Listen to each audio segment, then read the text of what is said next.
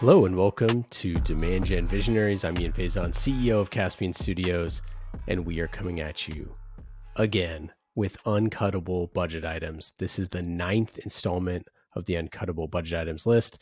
As always, we talk about Uncuttable budget items in every single episode, and then we compile them all into one list for you, into one single episode, and then you can watch them and listen to them at your own convenience. So it's a mashup of a bunch of different CMOs and marketing leaders talking about their uncuttable budget items. We've been doing this for a long time. People love it. So we're going to keep it on here.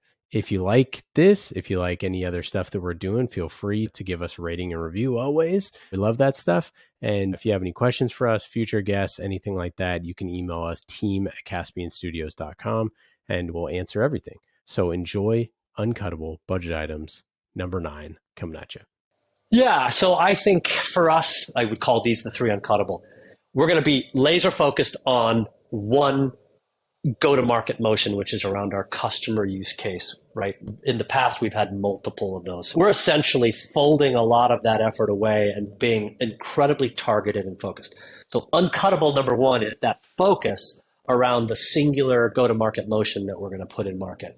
Rather than having multiple go-to-market kind of motions, we're going to be essentially singular focused, which will give us the ability to invest at the level we need to, but also keeps us simplified and focused on a single message or a single platform. I would call that uncuttable, but it's really a strategy that's uncuttable. But the other 2 are really important. The second one is what I call our digital land. Recognizing that businesses like ours, 3/4 or more, depending on what you read, of the customer journey is now done fully digitally and on the customer's timeline. We have yet to have, I think, what I would call an exceptional digital land, or the ability to provide complete self-service from initial connection to actually fulfilling an order. And so we've been investing in that in 2023 is the year that we bring that to life fully so that we can serve that digital centered customer. We'll still have reps, we still have hand touch, we still have things that, for large enterprise, they never go away, but we've invested heavily and will continue to do so to ensure that our digital journey is exceptional. So that's uncuttable number 2. And then the next one would be our channel partners. So we've got a number of programs underway to help us scale our business through and with our channel partners. So those would be the 3 things there that I say are our must-haves for 2023. The website, the content team, and paid for us. As we have such an expansive customer base, we do a lot on the customer marketing side and historically always have, but haven't done as much on the net new side and bringing new people into the funnel. And so those 3 key areas are really one of the areas that we're developing and focusing in on 2023 is to bring net new people into the brand. Yeah. And I know we talked about this. And again, every business is a little different. And so when I answered this question when I was at Conga, I had talked a lot about ABM because that was a huge driver for big deals. And also just the premise of ABM of going really targeted, understanding your sweet spot, and then making sure you're getting in front of every single buyer in that sweet spot in a really multi-channel way still holds true. I would say the Wrike go-to-market model is very highly dependent on inbound and inbound trials, where we're generating a substantial amount, like tens of thousands of trials a month. And trials are fantastic. They're every salesperson's dream because basically you not only have a buyer-ready lead, but they are actually in the product utilizing it and seeing what they can do with your solution. And so that's a fantastic model. And so some of the drivers of those inbound trials are really going to be around buyer-ready types of leads who are searching for project management, right? Or for work management. And so paid search is obviously huge for us, as well as listings, people who are buyer ready are looking for a solution. So those are probably some of the more uncuttable budget items, but I say that also with a little bit of a grain of salt because they're also quite expensive. And so again, our constant need to optimize those channels and to look at every single message, every single keyword, all of the optimizations that we can potentially do within those inbound digital channels, it's a huge focus for us.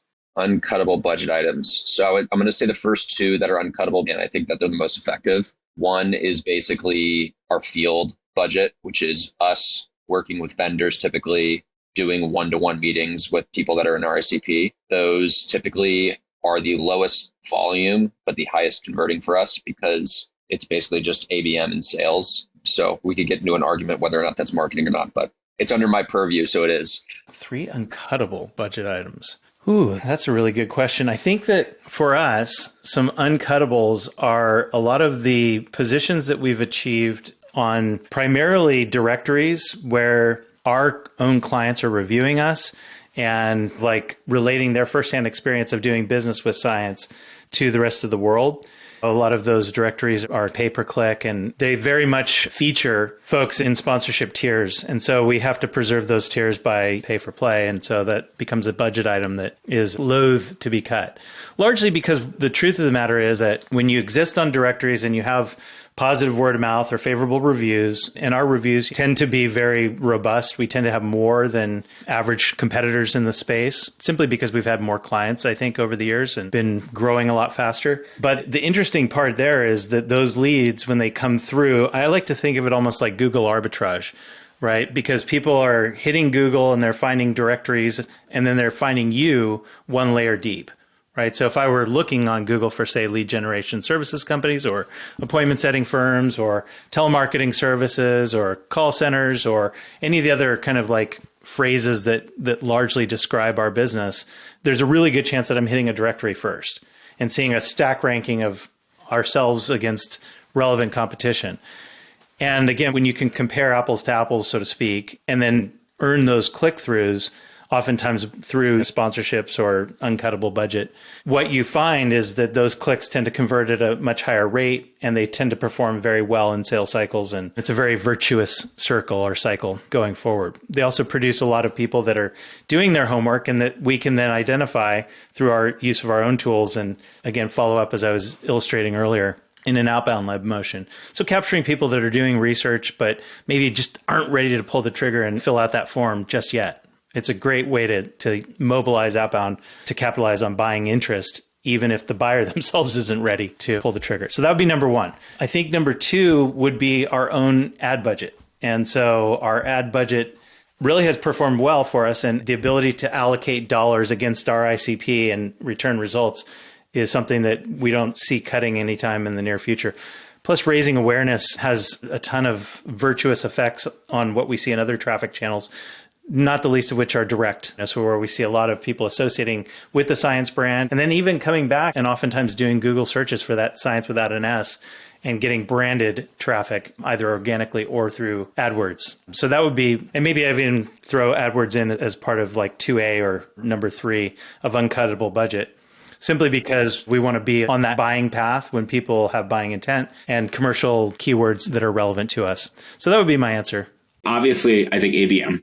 Right. We've talked a lot about that. I actually would say, especially now that we're getting back to in-person, our annual user conference is a massive pipeline generator, value generator for us.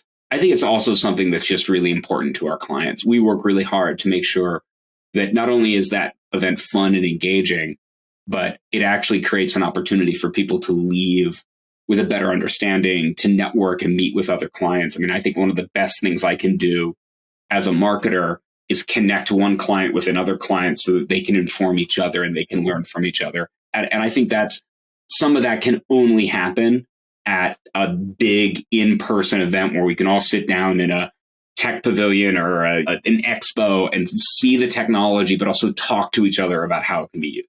So that's another big one.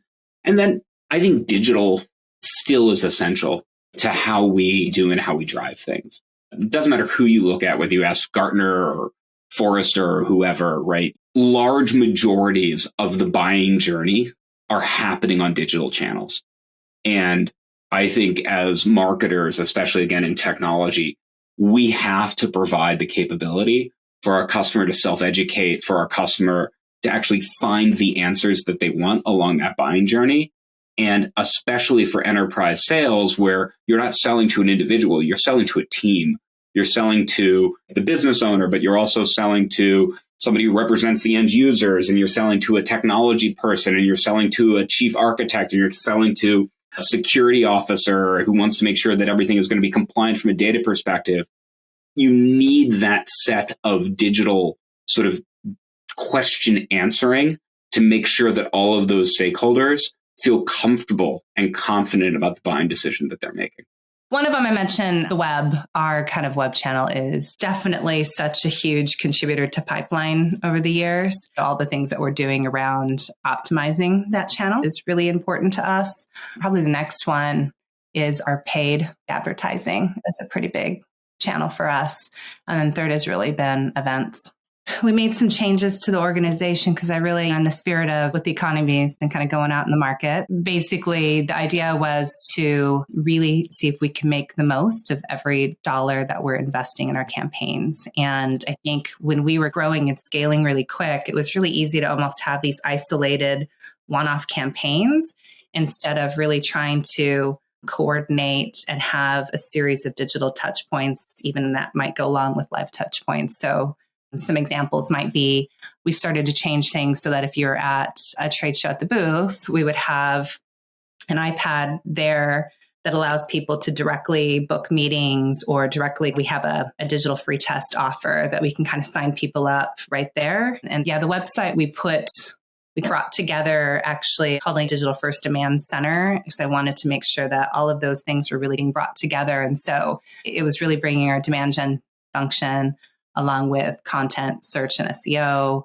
with our digital web experience teams when they're building all those experiences that also have the testing and optimization and targeting within that, and then marketing ops, and then our analytics. And so, because we've been really needing to build out all of our reports and data, it's been a big goal of ours to become much more data-driven as well and be able to show the ROI across these different touch points. And so it's really kind of bringing that together, but thinking, how do we make the most of each particular touch point and then capture the data so we can arm our SDR team with more information than just like the lead name?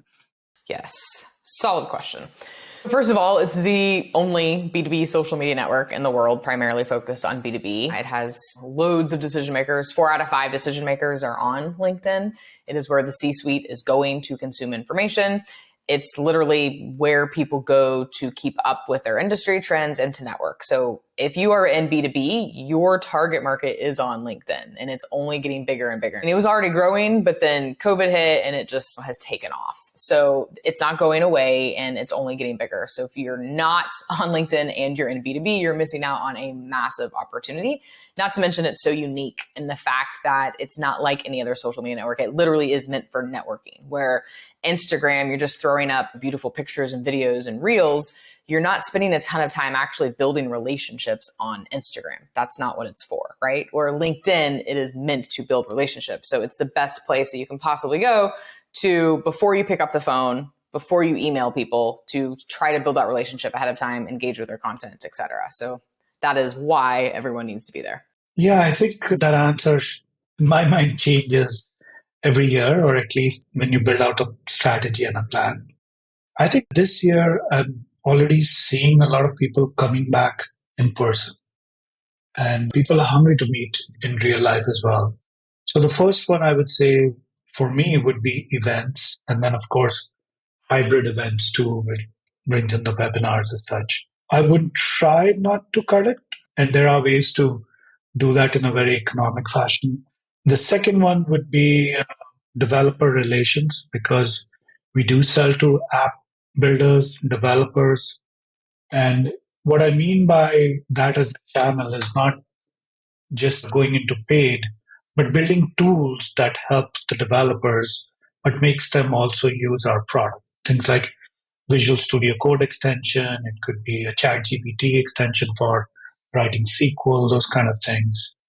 And then the third one, I would say definitely SEO and content. That is changing quite a lot because of AI and other stuff. But as of today, it's still extremely important of how you get found. Thank you to all of you for listening and watching. We really appreciate it. And thanks, as always, to our best friends at Qualified. For those of you who have been listening to the show, over 100 episodes, hundreds and hundreds and hundreds of uncuttable budget items, you all know Qualified has been with us since the very beginning. They're the best. We love them dearly. Go to qualified.com to learn more. If you haven't gone to qualified.com, you're crazy, because it is the absolute fastest way to drive pipeline on this freaking planet. So we love Qualified. Go check them out. qualified.com. I hope everyone is filling their pipelines with tons and tons and tons of revenue. I appreciate all of you for listening and watching. Have a great day. Take care.